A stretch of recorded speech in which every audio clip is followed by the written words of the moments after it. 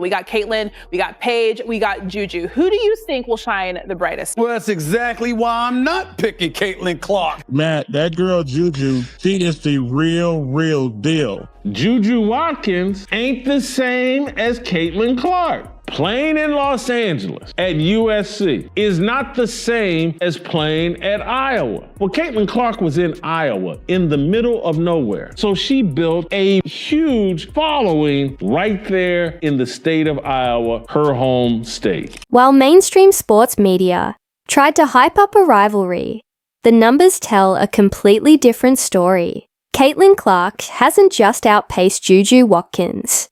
She's operating on an entirely different level, in a league of her own.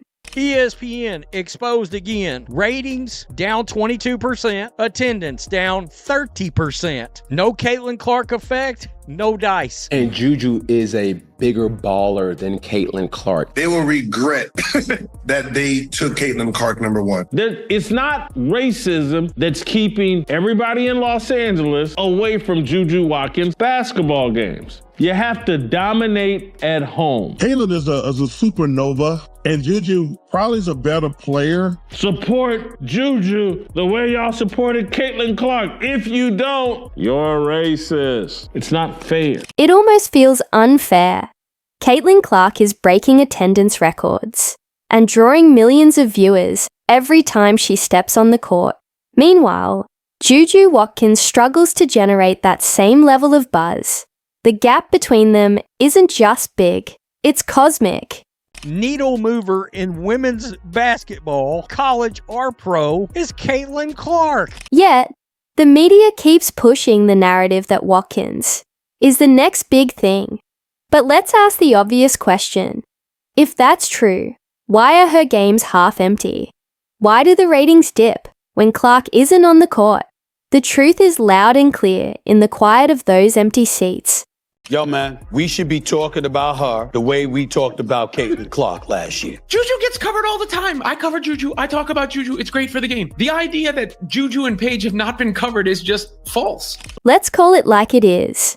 JuJu Watkins isn't Caitlin Clark, not even in the same stratosphere. And the numbers? They back it up every step of the way.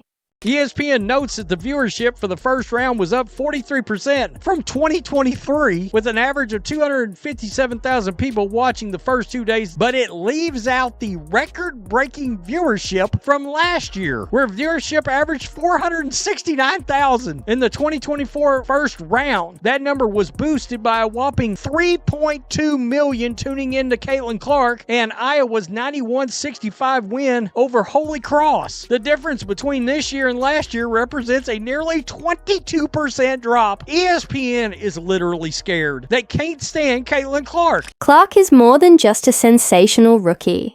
She's a full-blown cultural phenomenon. Her impact has shattered WNBA broadcast records, driven ticket sales through the roof, and forced major sports networks to completely rethink how they cover women's basketball. Clark is the catalyst behind a movement that's redefining the sport's reach, popularity, and future. Caitlin Clark is the GOAT! She signed my jersey! So happy, I'm crying. I'm so happy. This is the best day ever. Caitlin Clark effect seems to be crazier than year one. I love watching her score and just everything about her. They went the extra mile just to watch her play here. This is great news for women's basketball, period. She just brings so much passion to the game, and look at all these people that just want to come and see her. It is no secret that the Indiana Fever are the most popular team in the WNBA. It is good for the entire WNBA. Meanwhile, Watkins' momentum feels entirely manufactured, driven more by media narratives than genuine fan excitement. The story is being written in press rooms, not in packed arenas. Just compare the crowds.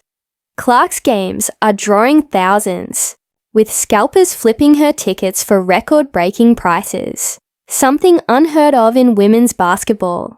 The demand is real, the buzz is organic, and the difference is undeniable.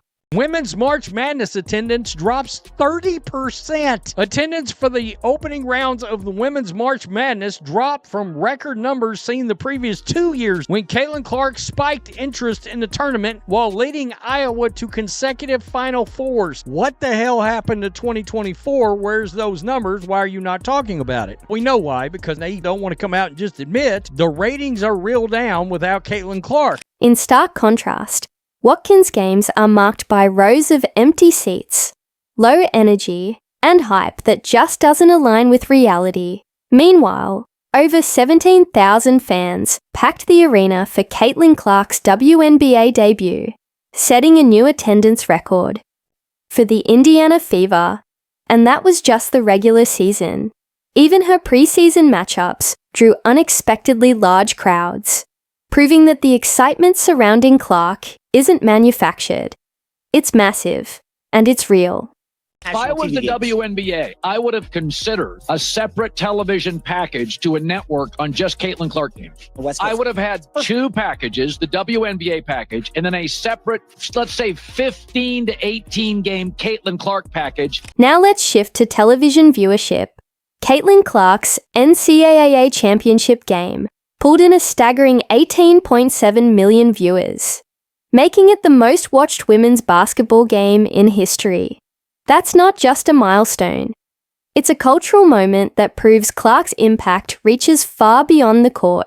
And JuJu is a bigger baller than Caitlin Clark. I said it. I said it. Yeah. I said it. And it has nothing to do with black and white. The statistics say what everybody needs to be knowing. JuJu is a better athlete than Caitlin Clark. Show us the stats that you're referencing. I mean, come on. She's evolved beyond just being a basketball player.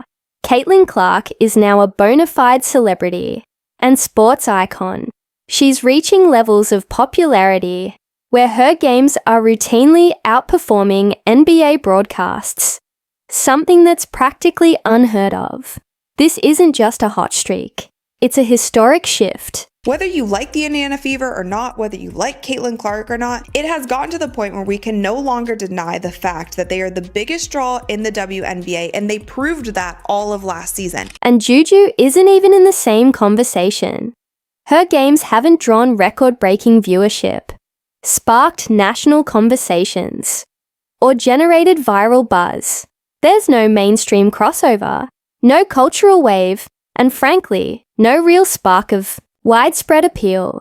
The difference isn't just in performance, it's in presence. The league wasn't ready for her last year. They just weren't prepared. Yeah. She was prepared. She's had a full offseason now to rest. No. She's going to be great. Yeah. The league just didn't know what to do. The media's push to elevate Watkins to Clark's level is not only obvious, but honestly, it feels desperate. If Watkins were truly on par with Clark, there wouldn't be this constant need for a marketing campaign.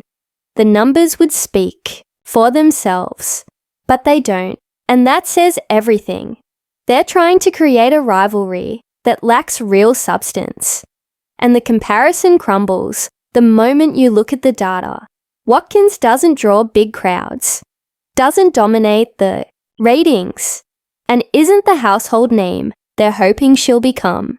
The difference is clear, and it's backed by the facts. Sold out games after game after game. She had a connection with those people that was special. She carried that connection and that fan base to the WNBA. She dominated. Oh, she's being denied something. Then y'all better treat her like Caitlin Clark. So how can we treat her like Caitlin Clark? She's in a different body of water. Stephen A. Smith and Shannon Sharp both played the card of, we should be talking about JuJu Watkins the same way we talked about Caitlin Clark. While Clark is undeniably a talented player, let's not overhype the situation.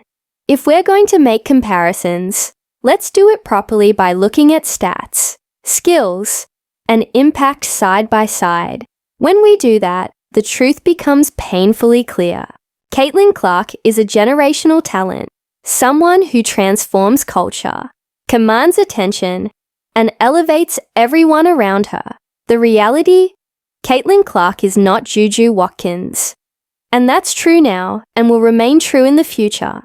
That girl, that young lady y'all got at USC right now, JuJu, Incredible. Hey, I tell all them bitter, angry girls in the WNBA who are upset about Caitlin Clark, move over more, because JuJu is special. Number one, I would give a shout out to Caitlin to what she's did for women basketball the last 3 years, man. It's been incredible. And I wish those women would embrace it. But Matt, that girl JuJu, she is the real deal. She's going to be bigger than Caitlin Clark. And I don't even know if that's possible for what Caitlin Clark has done for women's basketball.